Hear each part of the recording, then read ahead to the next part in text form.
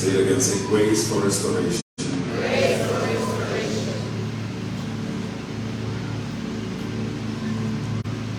We talked yesterday, last night, about grace and restoration, on how God is going to restore you by bestowing His grace upon you. I want to recap and just go deeper into what we started last night. For those who are not here, we are carrying on.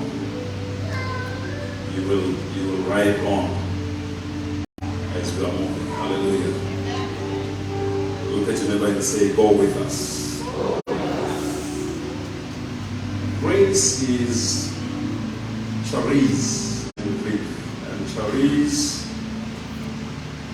is the favor that is bestowed in somebody. Wherever you go, this charis speaks for you. God makes sure that He hides His grace. He endows somebody with grace, so that when you are in the presence of other people, you stand out. You are noticed among your peers and in your generation. The grace makes you to stand out. Are you hearing me? It is an unusual favor that sits on somebody. Somebody say grace. In simple terms, we would say grace is the goodness of God. When God wants to show you how good He is upon you, He gives you grace. So each time you wake up every day, you have to say, let your grace be upon me, O God. Hallelujah. Grace is a pleasing and attractive quality. Pleasing and attractive quality. That when you look at somebody like me, not so much so handsome, but because of grace, I don't know if you're hearing me, you then appreciate me because of the grace that is in me and say, it looks good. And when you look closely, there is nothing that looks good about me. But because of the grace that is endowed in me, it makes me look good. And it attracts certain things in life. It is a quality that attracts.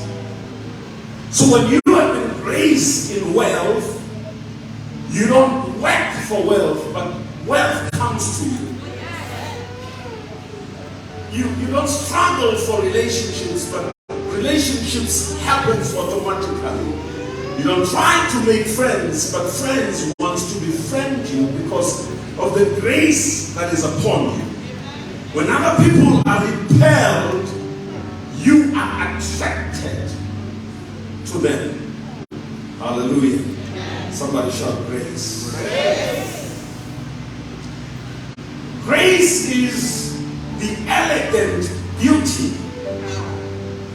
Somebody say elegant. I always associate elegance with taste that is expensive. Grace gives you an expensive taste. Even though you don't have enough money, but when God graces you, people look at you and say, he's expensive, she's expensive. She wears expensive, and yet you're just washing the same clothes over and over again, but the grace that sits on you speaks as if you are expensive. It is an elegant beauty that sits on somebody. Grace is an emotion that brings action. When other people don't see things happening, when God graces you, your things begins to happen. And how many knows that happiness goes with happenings? If nothing is happening, then there is no happiness. So grace brings action in your life. There is always something new that is happening. Somebody say grace. Grace is manifested favor. There are people who want to be graced and they work hard. Speaking to their managers and their leaders, they try so very hard. But when you are graced, the favor just manifests. It oozes out. Ipso facto, automatically it just comes out of you. Are you hearing me? Somebody say grace. Grace. Oh, that the Lord may grace you today, that whatever you touch with your hands shall live and multiply. Whatever you wish with your heart, it shall come to pass because of the grace that sits upon you. If I had time, I will talk about sovereign grace and go further and talk about saving grace. And lastly, talk about the privileged grace. But I don't have enough time. I think, Daddy, we have to have a 10-day conference so that we take our time, that when we come out of that conference, when you move out, automatically grace begins to take over. Some of you will not buy cars, but people will begin to give you cars because of the grace that sits upon you. Oh my God, if you don't have a license, you have to think afresh now and go and look for a license, because you will be given keys and you think they are for a car, yet they are for a car.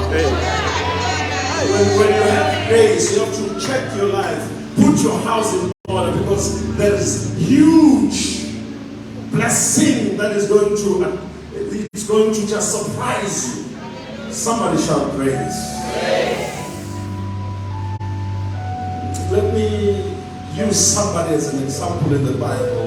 I want to talk about Mephibosheth. Mephibosheth is born into kingship, is born in royalty. Mephibosheth was somebody that was not an ordinary person. In simple terms, we would say he had blue blood. Let us go to the book of 2 Samuel, chapter number 9, and verse number 1. I want you to see the grace that brings restoration upon somebody.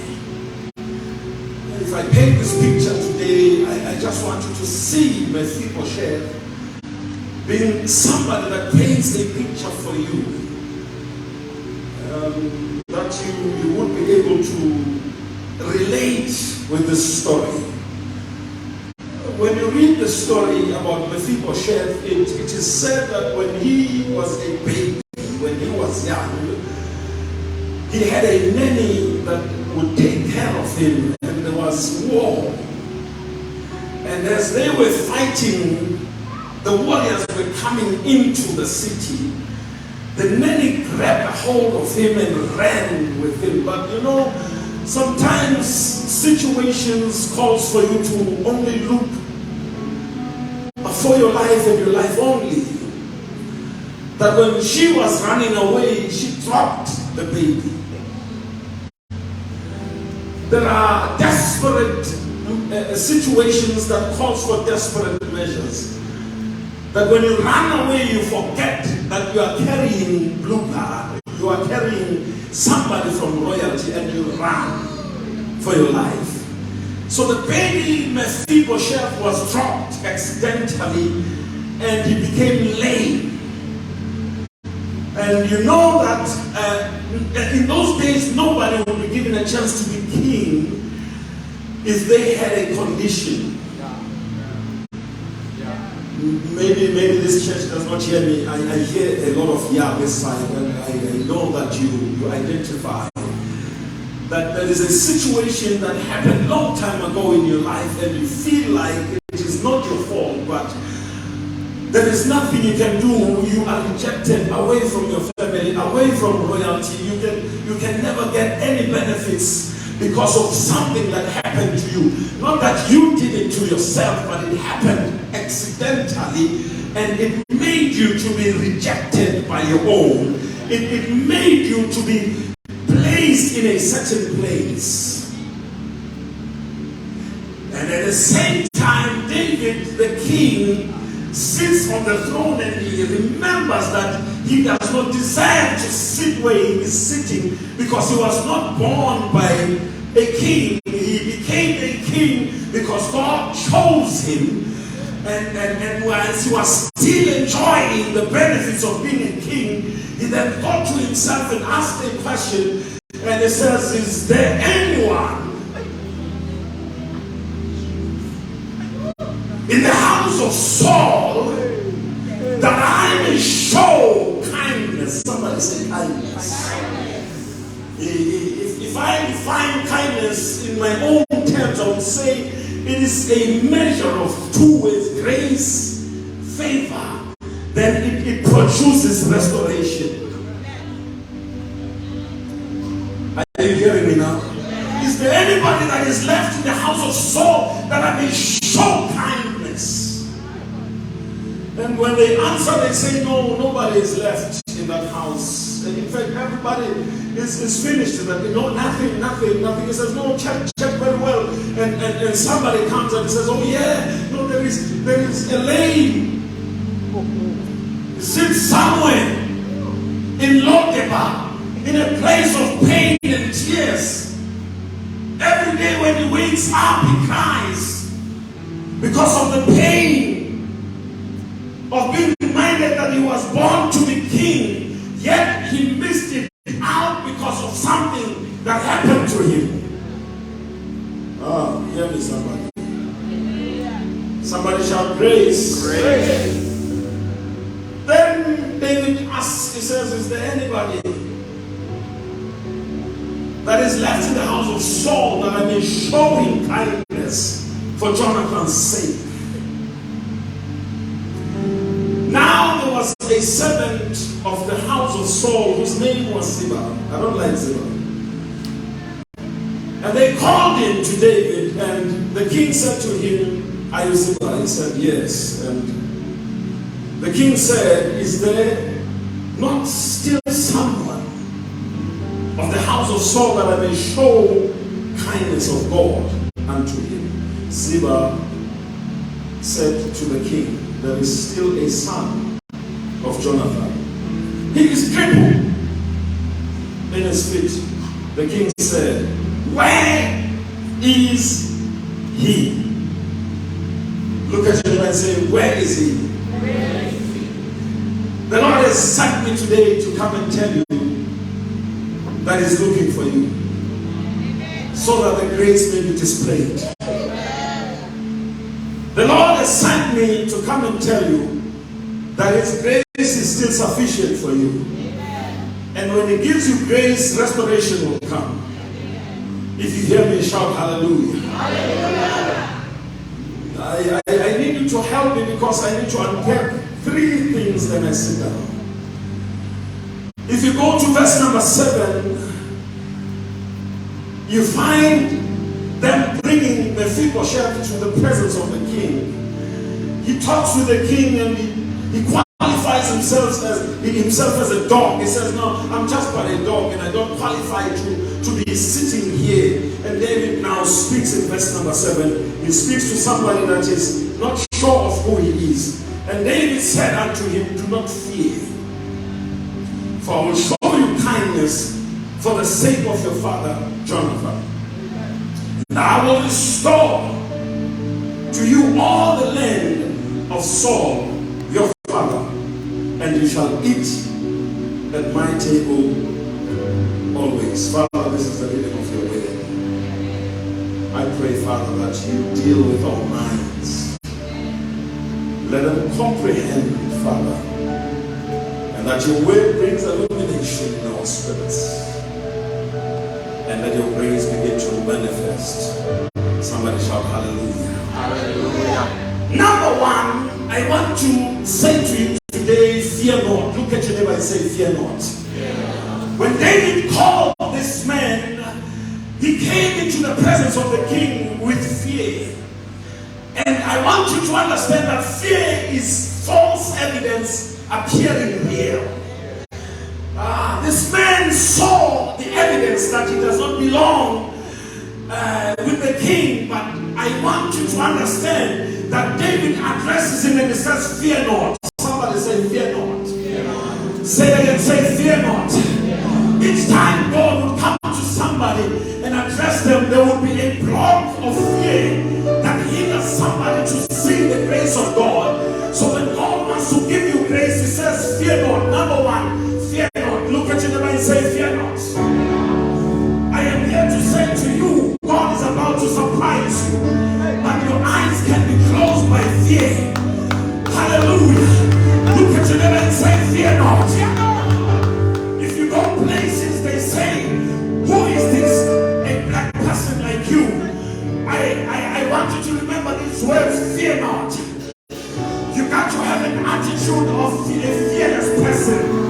This morning I submit to you that it is only that those who are going to receive grace that are able to take fear away. Look at your neighbor and say, fear not. Fear can steal your peace. Fear can steal your joy. Fear can steal your prosperity. Fear can steal your success. Look at your neighbor and say, fear not. There's something that God is about to do today. But there's something that we need to reverse. There's something that we need to remove today. Look at your neighbor and say, fear not. David speaks to this man. He says, for your father's sake, you might not know that your grandmother prayed for you. You don't know that somebody prayed for you. Years back, somebody mentioned your name. Years back, somebody mentioned you in this black race and said, in the last of the last days, look at your neighbor and say, fear not. God has a plan for you. I have come to tell you that there is something good that is about to happen in your life. All you have to do is fear not. Somebody shall fear not. That's point number one. Fear not. You see, fear eats up on your faith. Things happen by faith. They did not hear me. It's a missed call. Let me read again. I say fear eats up on your faith. We live by faith. For the just shall live by faith. Oh, Jesus. In other words, if you have less faith, your life is reduced. But if you have more faith, oh, Jesus. So fear is the opposite of faith. Look at your neighbor and say, fear not. Each time Jesus was about to perform a miracle, there is a word that he would use. He would say, fear not. Look at your neighbor and say, fear not. When eyes were about to be opened, Jesus would say, fear not. When the people would be healed, Jesus would say, fear not. I am here to say, whatever situation you are facing, whatever thing you are facing today, no matter how big it is upon you, no matter how great you think it is, I declare that the faith that you have will open a door for grace, and the door for grace will bring restoration in your life. Somebody say, fear not. You got to change your walk. You got to begin to have a walk that says, I fear nobody. There is a race that I love. They are called Nigerians. They're not so cute, you know. But when you look at them, the way they walk, you somehow make a way when they come because they know who they are. Oh, Jesus. Whether you like it or not, whatever they demand, you will give them. That's why they are feared all over the world. Because wherever they are,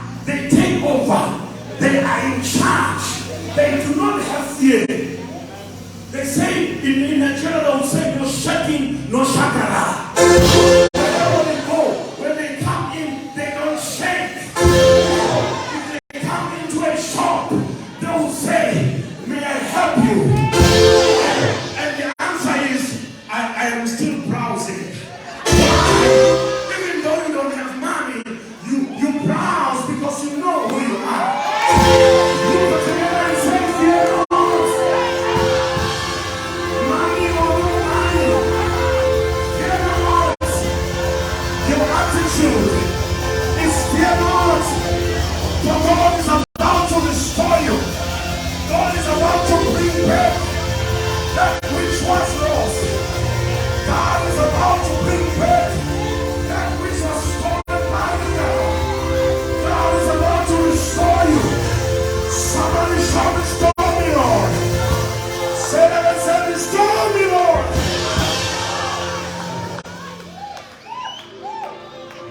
The Bible says that the kingdom of God suffered violence, and the violent take it by force. Today I'm here to tell you that even though you are crippled, you got to have a walk that says, I know who I am. Take it by force in the name of Jesus. Look at your neighbor and say, fear not. Sit down, sit down. I got to preach this. I got to preach this. Hallelujah. That is point number one. Fear not. You see, if you are full of fear, you will not receive anything. For a double-minded person receives nothing from the Lord. If you keep on being like a wave, you go back and forth because of fear. There are things that you will never be able to grasp, never be able to attain because of fear. Look at your neighbor and say, fear not. 2023, your attitude should be that of no fear. Say no shaking, no shakara.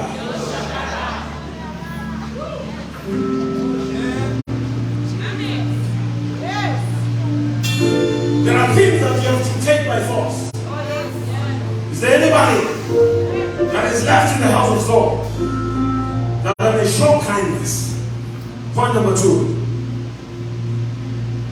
David says, for I will restore. You see, when God graces you, automatically he comes with restoration. David says, for I will restore all the land of Saul, your father. Not all the money. Money knows his value. You have money too much, God hear you. He says, I will restore all the land. The land appreciates in value. You buy it today, it's 100,000. And you leave it. Nothing happens on it. You don't develop it. When you come back 5 years later, somebody is looking for that land, they beg you.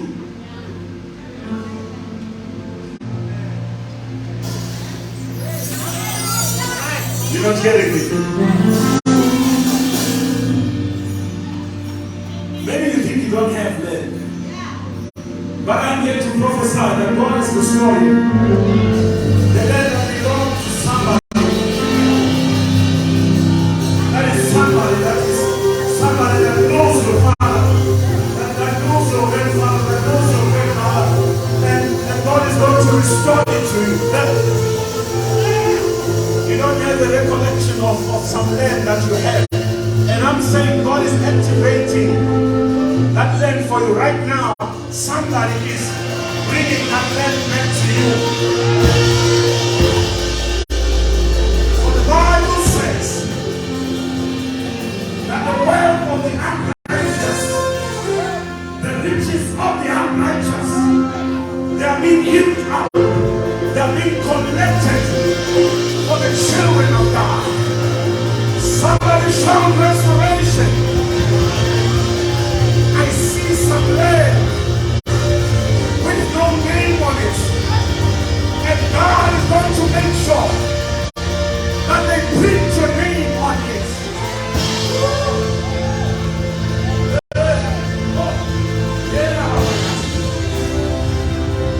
David says, I'm going to restore the land that belongs to your father. He's not talking about acres. He's not talking about hectares. He speaks about the name. How much land is Saul had? You can do your homework today. Find out how much land is Saul own. That land, when I bring it back to you, that land I will restore to you. Okay. Mind you, he is still crippled. He can't walk 2 meters.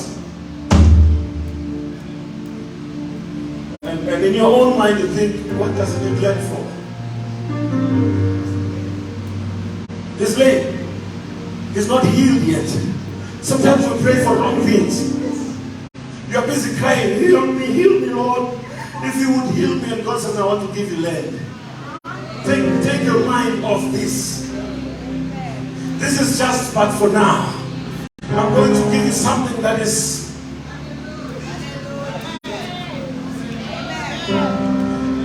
Look at your neighbor and say, God is restoring you. God is restoring your land. God is restoring your possessions. Maybe somebody stole your marriage. The devil has been busy in your family, eating up on your marriage. I'm here to say God is restoring them today. In the name of Jesus. You got to fix your declaration because you are being restored today. I have come to prophesy that you have to put your house in order. You have to begin to do shopping. Look for dresses. Look for suits. Oh Jesus. Begin to visit jewelry shops. Look at rings. Look at jewelry. Oh Jesus. It might not be a wedding, but it might mean that your lifestyle is going to change. You got to stop looking shabby now. You have to look the part. Oh Jesus, you're not hearing me. There are places that when you get invited, you got to look the part. Because they might change their mind when you want to walk in. So you have to visit some shops and look at clothing that speaks for you.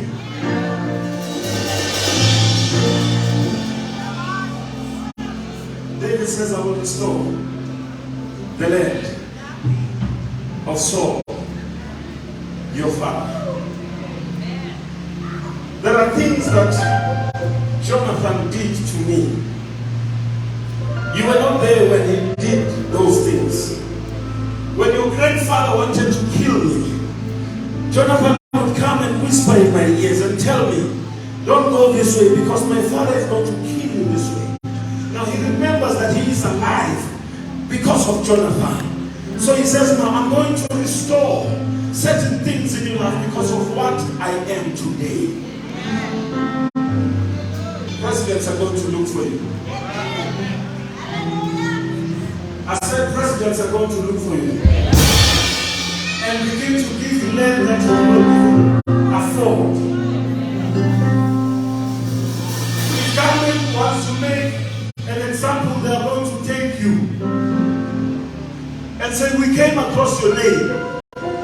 There is some land we want to give you. We know that Zimbabweans are good in farming. And we look for a certain person from Zimbabwe. Right here in South Africa. We need a skill that you have. It's a me. But yes, you. Why me? Why me? No, it's not about why this time. It's about yes, sir. Because it's restoration. Somebody shout restoration. God is going to restore you in the presence of with a foreign king. God is going to restore you in the presence of our people. Like David who says, he restores me. He makes a table and he lays it before my enemies. He lays a table that my enemies will see me dining. I will sit with my enemies and they will see me rejoice. He says, my cup runneth over. My cup runneth over. I declare today that the restoration and grace I'm bringing you is going to bring an overflow. Somebody shout overflow. Say overflow.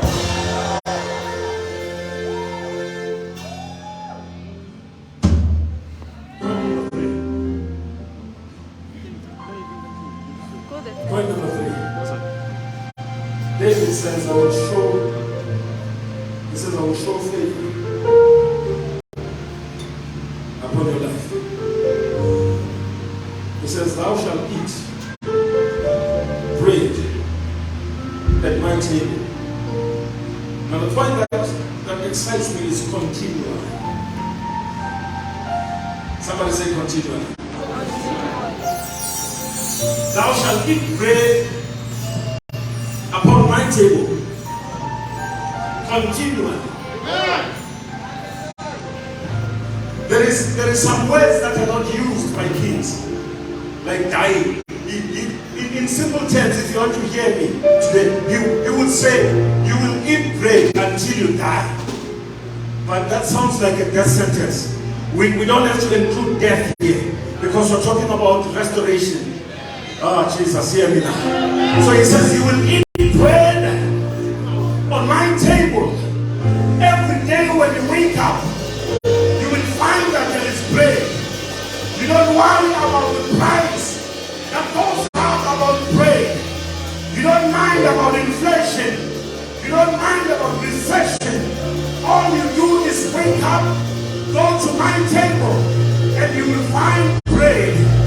When others are praying and saying, give us our daily bread, you wake up and come to my table and begin to dine continually. Somebody shout continually. Oh, Jesus. You know how annoying that you should taste of millions and suddenly when you wake up they are gone. So David gives an assurance. He says continually. In other words, the supply will never dry up.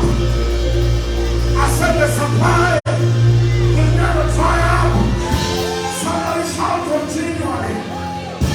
When you wake up in the morning, joy.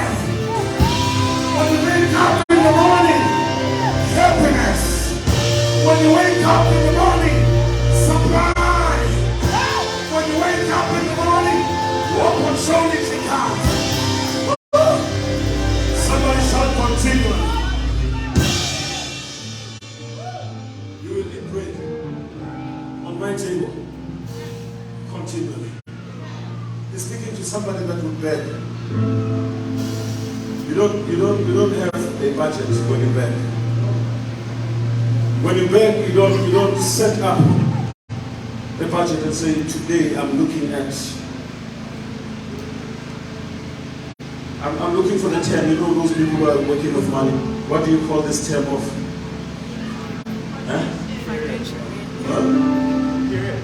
No, there's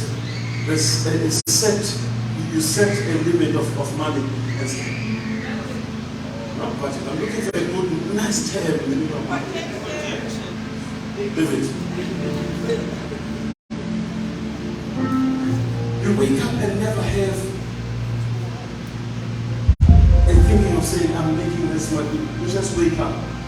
Continue. Everything is there. When you say fruit salad, they say yes.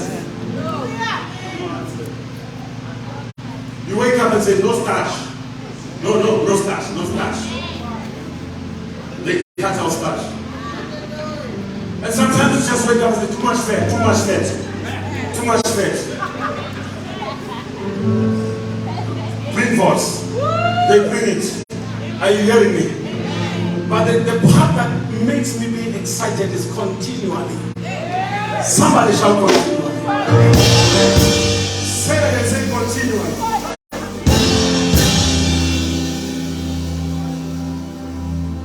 Go to verse number 9 and say continually.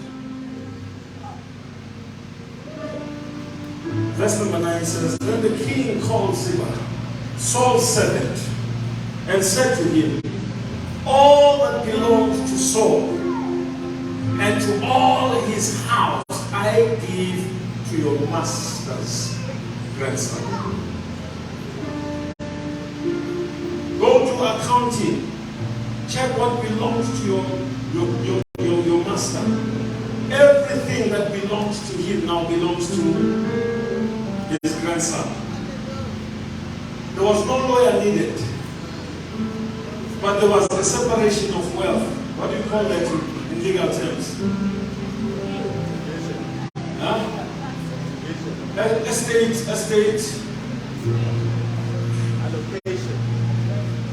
allocation. There was an estate allocation for this man, saying whatever that belonged to his grandfather now belongs to him. He comes from Lord Deba. He comes from a place of begging, a place of tears, a place of begging every day when you wake up in bed. All of a sudden, when he wakes up, he has everything. Somebody shout everything. Everything that belongs to Saul now belongs to his grandson. And you and your sons and your servants shall till the land for him, and shall bring in produce, that your master's grandson may have bread to eat.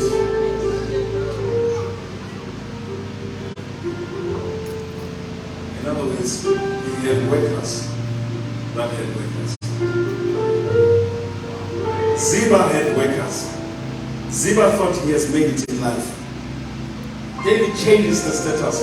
He now says, you are no longer your own boss. You have Mephibosheth to be your boss. Make sure that you till the ground for him, so that there may be produce. Bring produce. And if you don't bring produce, you are in for it. Let's take a look at it. Raise up your hands towards heaven.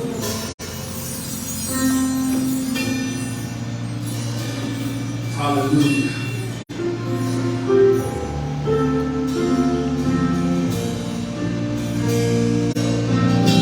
Thank you, Jesus. Raise up those hands towards heaven and worship the Lord. For God is doing restoration. Lift you high. Let's go. Higher,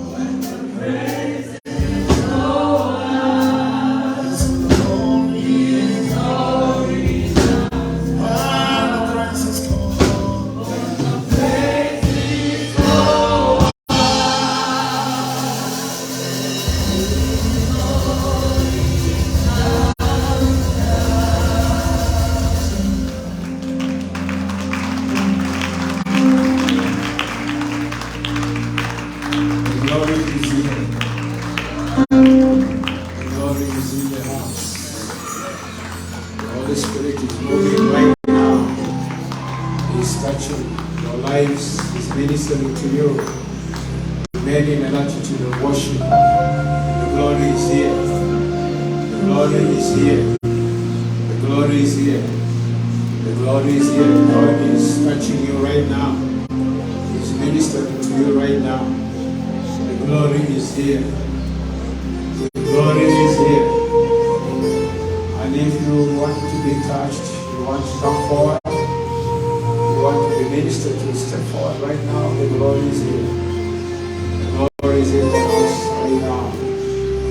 The glory is here. Jesus is here. Jesus is here. He's here. He's here. The Lord is here. The glory is here. The glory is here. The glory is here. Someone's life is changing today.